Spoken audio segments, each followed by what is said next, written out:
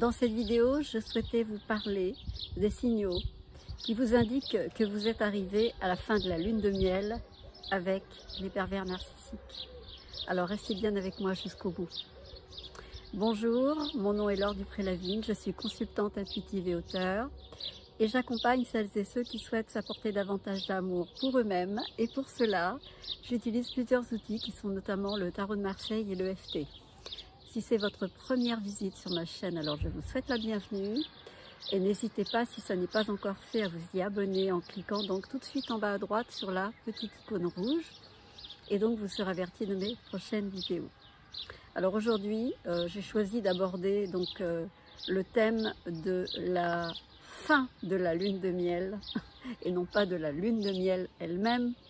par rapport à la relation avec les pervers narcissiques. Quels en sont les signes?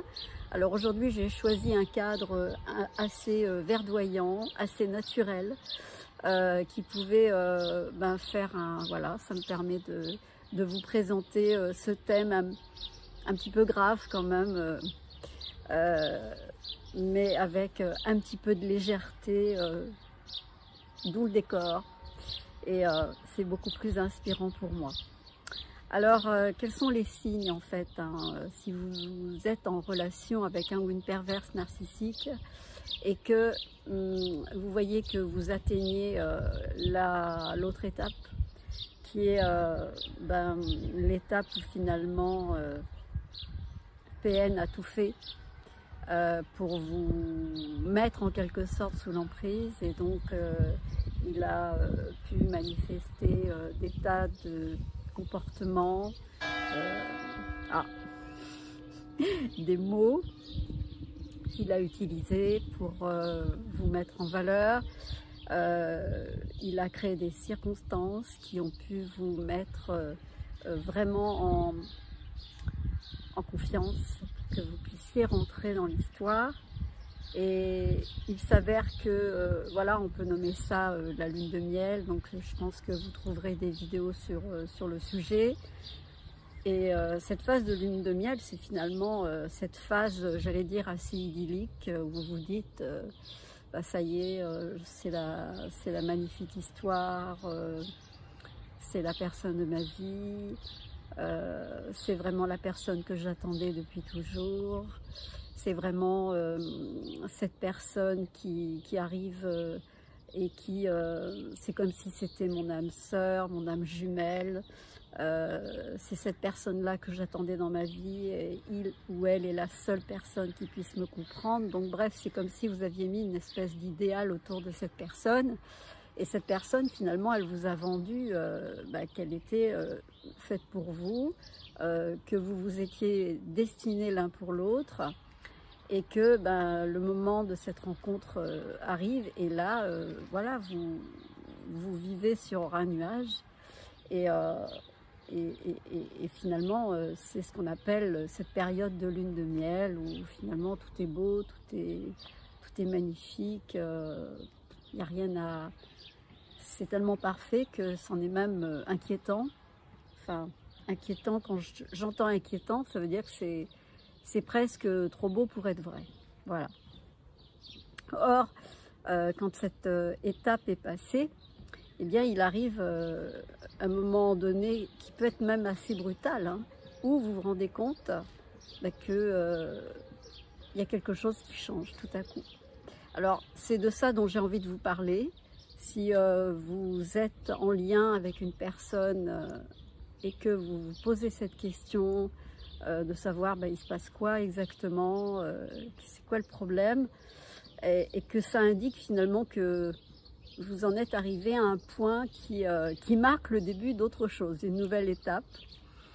eh bien cette fin de lune de miel, elle va se traduire par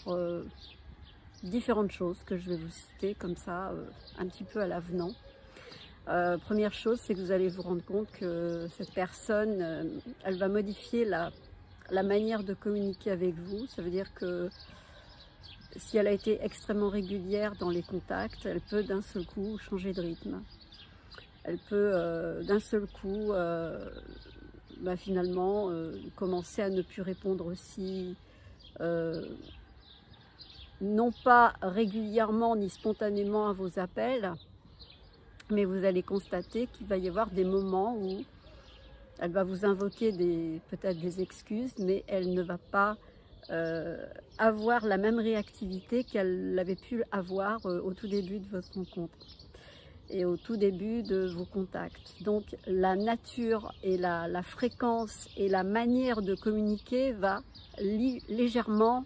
se modifier. Mais c'est très subtil parce que c'est pas radical, c'est petite dose par petite dose. Ensuite, vous allez voir que la personne va peut-être, à ce moment-là, et précisément parce que vous allez réagir à ce genre de changement, cette modification dans les habitudes de communiquer, vous allez puisque vous n'allez pas comprendre, vous allez chercher à peut-être émettre un mécontentement ou montrer qu'il y a quelque chose qui ne vous paraît pas logique, vous allez avoir besoin de demander pourquoi. Et là, face à vos pourquoi, face à vos questionnements, voire même le fait que vous manifestiez vraiment, que vous soyez vraiment un petit peu contrarié, peut-être interrogatif, la personne en face va vous faire comprendre littéralement que il n'y a pas de problème, que finalement vous n'avez aucune raison même de faire ce genre de remarques parce que c'est presque absolument pas logique et en même temps elle peut vous faire comprendre qu'elle comprend que vous soyez un petit peu interrogative ou interrogatif. Donc c'est un petit peu, voilà, vous allez voir ce changement de rythme et puis vous allez voir aussi que il y a des choses qui vont être tenues au départ comme promesses et puis après vous allez voir que les promesses qui ont été faites vont varier, que les propos avancés, les idées, les projets vont un petit peu se modifier, voire même disparaître et s'évaporer littéralement. Et dire tiens c'est marrant parce que ça avait l'air d'être quelque chose de bien ancré dans l'intention de l'autre, de PN, et que finalement ça se modifie, donc on dirait que cette question-là ou cette intention n'est plus à l'ordre du jour. Donc il y a ça aussi qui va vous interpeller. Vous allez voir aussi que progressivement cette personne ne va plus porter la même attention sur vous, c'est-à-dire que ce qui l'avait happé au départ, ce qui l'avait intéressé au départ en venant vers vous et qui a été vraiment présenté de façon très démonstrative, très valorisante, extrêmement positive, là c'est pareil, va progressivement s'amenuiser pour finalement vous montrer que à un moment donné vous avez l'impression de ne plus exister et que l'autre n'a plus d'arguments ou n'a plus envie de donner des arguments pour vous parler de vous, simplement vous parler de vous. Et quand je dis vous parler de vous, mais pas forcément vous valoriser ni vous dire tu es la plus beau, tu es le plus beau ou tu es la plus belle, ou c'est pas ça le sujet. Le sujet c'est que à un moment donné vous n'existez plus dans la bouche de l'autre. En fait vous vous rendez compte que c'est seulement l'autre qui existe à travers son monde, ses prérogatives, les choses qui l'animent. Donc vous allez voir ce phénomène qui va venir s'insinuer très progressivement. Et là, vous allez vous dire, ah, c'est marrant parce que c'est très curieux. Au départ, il y avait quand même une attention et un intérêt soutenu et qui était complètement bilatéral. Hein, je veux dire, c'était complètement partagé. Et là, vous allez comprendre et vous n'allez... Et ça va être très difficile, hein, non pas de lutter, mais ça sera un constat devant lequel vous allez vous ressentir, vous allez faire cette observation à froid en vous disant tiens c'est marrant parce que au tout départ il y avait cette attitude-là, plutôt, je ne veux pas dire de bienveillance ou de reconnaissance, la bienveillance est toujours là, mais il va s'insinuer ce côté, ben non, tu n'existes plus, maintenant c'est moi qui existe. Voilà. Donc à un moment donné, c'est l'autre, le PN, homme-femme, qui va vraiment instaurer dans vos contacts le fait que tout ce qui va tourner autour de cette personne va être mis en priorité et ce sera vraiment un dialogue à deux, mais qui sera quelque part à sens unique parce que tourné uniquement vers PN. Donc ça, c'est ce que vous allez constater aussi. Et puis, ça peut être aussi des petites remarques qui sont juste absolument inattendues, qui peuvent vous déstabiliser, vous mettre en sidération, des choses auxquelles vous ne vous attendez pas, la remarque qui va complètement casser en fait l'ambiance, alors que vous allez avoir un échange plutôt agréable et d'un seul coup, bim, il va vous balancer la perle qui va vous dire mais pourquoi elle me dit ça, pourquoi il me dit ça, c'est quand même bizarre, cette remarque inattendue, cette remarque qui tombe vraiment mal alors que vous ingéniez à exprimer quelque chose de hyper agréable, hyper positif à son égard et même des belles vibrations et tout, et là il vous balance une espèce de remarque assassine qui casse tout quoi. Ça casse l'ambiance et qui va vous montrer simplement peut-être qu'il est soit ou elle est soit dans peut-être un manque de confiance ou une marque de tiens je vais chercher à te piquer, vous voyez. Donc ça va effectivement intervenir, mais pas tout de suite, mais c'est à partir de ce moment-là, vous allez comprendre qu'il y a quelque chose qui va pas, et là, c'est comme si vous alliez retourner le décor et découvrir finalement une autre attitude. Mais c'est extrêmement, comment dire, ça s'insinue, mais alors d'une manière tellement subtile que vous voyez pas le truc arriver, mais vraiment le gros truc arriver, quoi. C'est pas comme si là on sait, mais toutes ces petites choses mises bout à bout, c'est vrai que vous font comprendre que il y a un truc qui tourne pas rond, il y a quelque chose qui va pas. Et là, vous allez vous dire non mais là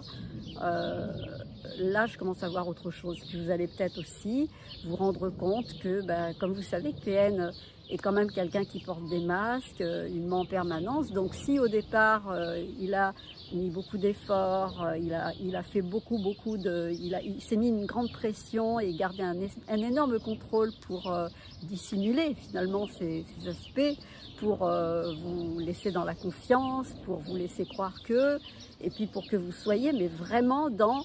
eh bien je me livre à toi et je me livre sans limite. Donc c'est ce que font la plupart des proies quand elles rencontrent PN, elles se livrent sans limite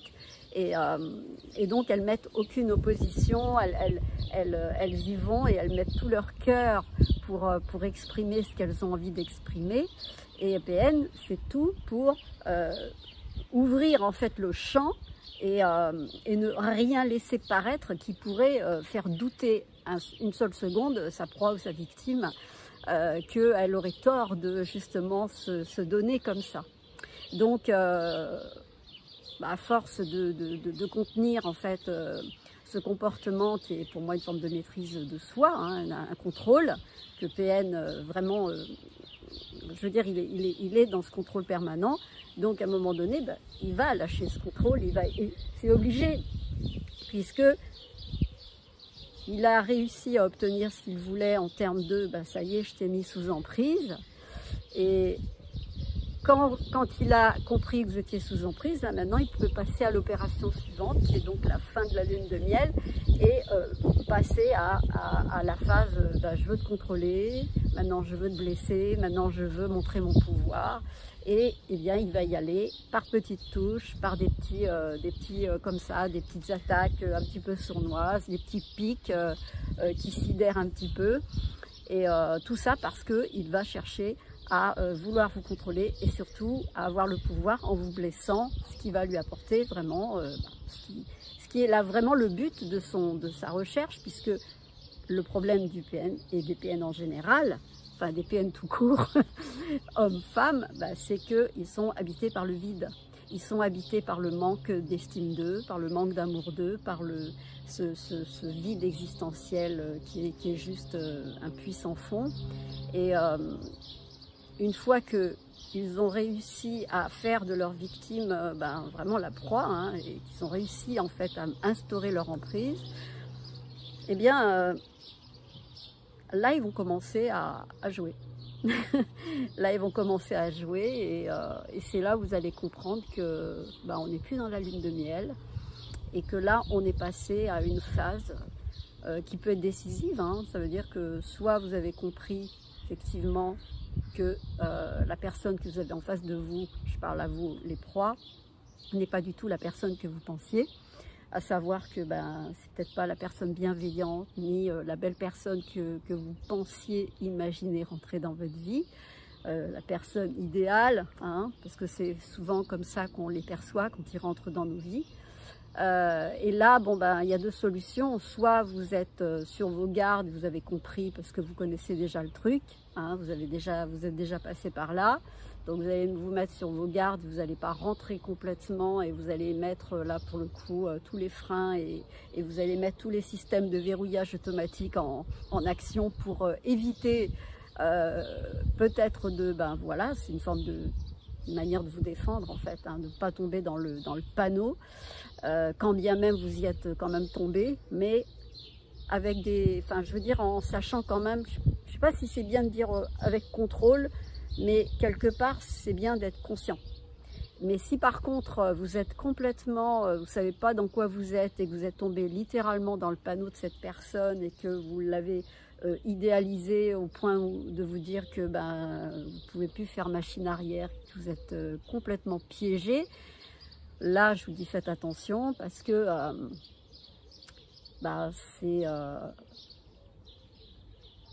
je ne veux pas dire que c'est le point de non-retour, mais vous allez expérimenter la relation dans tout son côté qui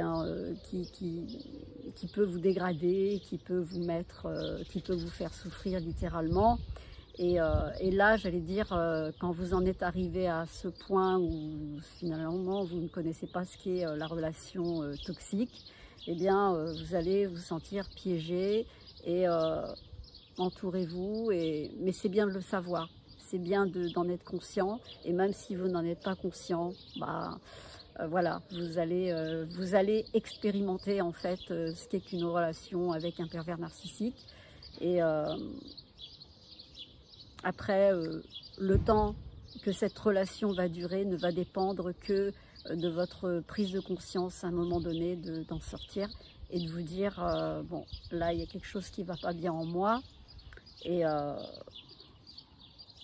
d'être réactif. Mais soyez attentif à ces signes. En tout cas, moi j'avais envie justement de vous faire cette vidéo pour vous avertir, vous mettre non pas en garde, mais vous dire, voilà, si vous commencez à percevoir qu'il y a quelque chose, et il n'y a pas de temps, hein, je veux dire, chaque pervers narcissique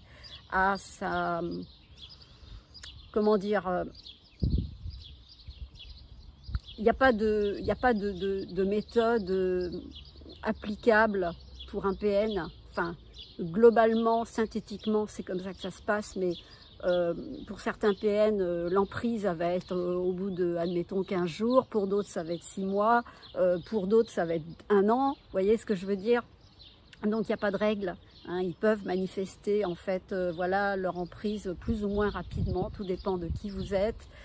tout dépend de votre capacité à être sous emprise. En tout cas, voilà, j'avais envie de vous éveiller sur ces signes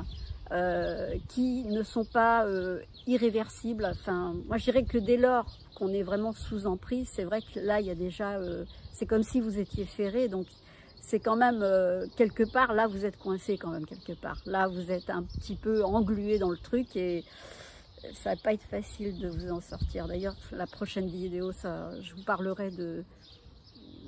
la facilité ou non de pouvoir en sortir. Mais d'ores et déjà, pour moi, c'était important de vous donner ces signes qui démontrent que ça y est, on n'est plus dans la phase de lune de miel, on est rentré dans la nouvelle étape qui, elle, là, va être beaucoup plus dure. Et vous allez être mis à l'épreuve, mais soyez conscients, en tout cas, c'est ces signes-là que je voulais aborder avec vous, peut-être pour que vous puissiez vous prémunir et peut-être vous sauver pendant qu'il est temps. Et moi, avant qu'il ne pleuve, parce que là, le ciel commence vraiment sérieusement à s'assombrir, et ça sent la pluie, eh bien, je vous embrasse très fort, je vous remercie de m'avoir écouté jusque-là. Et puis, je vous dis à très très bientôt, et très probablement la prochaine, peut-être que je vais l'enchaîner tout à l'heure. Je vais vous parler, en fait, est-ce que c'est facile ou non de se libérer, en fait. Le fait de quitter un PN, est-ce qu'on réussit vraiment et est-ce qu'on réussit facilement à se libérer d'un pervers narcissique, d'un ou une, voilà. Donc je vous embrasse très fort, je vous dis à très très bientôt, je vous remercie de m'avoir accueilli dans ce nouveau cadre, et puis je vais essayer de le faire assez régulièrement parce que c'est plutôt sympa. Je vous remercie, je vous embrasse très fort, et n'hésitez pas à liker, à partager, etc. la vidéo, enfin en tout cas, laissez-moi des commentaires, et je vous dis à bientôt. Merci, bye bye.